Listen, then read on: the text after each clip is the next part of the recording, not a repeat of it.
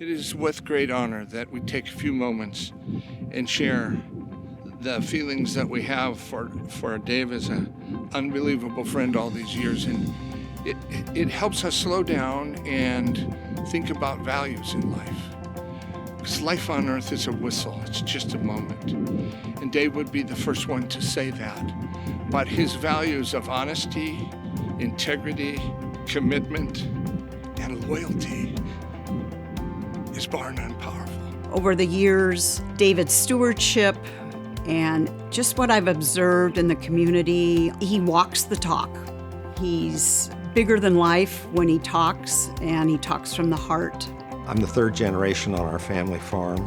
My grandfather, Rasmus Kodal, came over from Denmark in 1904. Spent 2 years in a sod hut with relatives in North Dakota, and for some reason after the second winter in a sod hut with relatives, he decided to get on a train and come to Seattle. And he came up the coast here on a sternwheeler and getting off and looking at places. And when he got to LaConner, he went up on the hill where the museum is now and looked out, and he says, "This looks like home, it looks like Denmark, and I'm gonna settle here." And there's not a day goes by that I don't thank the good Lord he left North Dakota and came here, because he landed on the best of the best. We call this the Magic Skagit, and it truly is. So one of my favorite lines of David, and he has many, and I've heard many of them over and over again, is, "It's complicated." One of the things that David understood is complicated means you've got to have a lot of different kinds of people on board to support what you're doing. You can't just be single-minded with your own kind of group, just farmers. So he really understood the need to speak to the general population about how important farming is, and spoke with a kind of confidence and a devotion that just kind of glows whenever he speaks. If you have kimchi in Korea, sauerkraut in Germany, or coleslaw in New York City, there's a better than 50-50 chance that the seed that grew that crop came from within about 8 miles of where we're sitting right here. And those sorts of things are remarkable, and those sorts of things we need to help publicize so people understand not just the local significance of this wonderful land, but the national and international significance of it as well.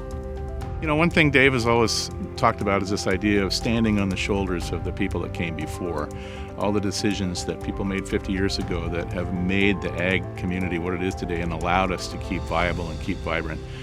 And for the people coming up, you know, Dave and the many people like him are the elder statesmen. And if there's a lesson in any of this, it's to listen to these guys because they just bring so much wisdom. I really appreciate this award and recognition. I'm not comfortable with it. There's so many remarkable people that I've had the privilege of working together on this issue and many other issues.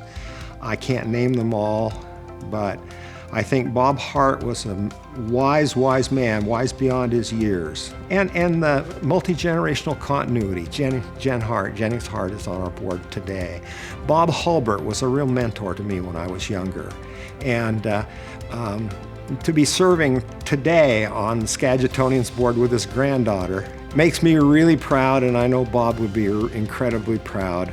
But what a privilege. I don't know if Dave knows this, but I really see him as a mentor. He's taught me everything from the seed industry to farming to agriculture around the Skagit Valley.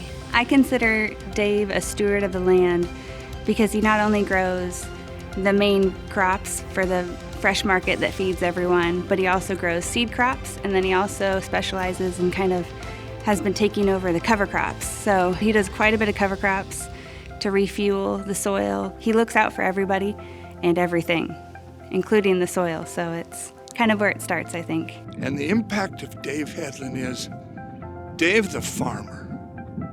Darn it, it's powerful and it's good. Thank you, Dave Hedlin, for being my friend. All these people that have dug deep emotionally, financially, and all the people in the room tonight. I'm honored and humbled by this, but I don't deserve the credit. Everybody else does. I would just like to say thank you to all the people that have supported this organization.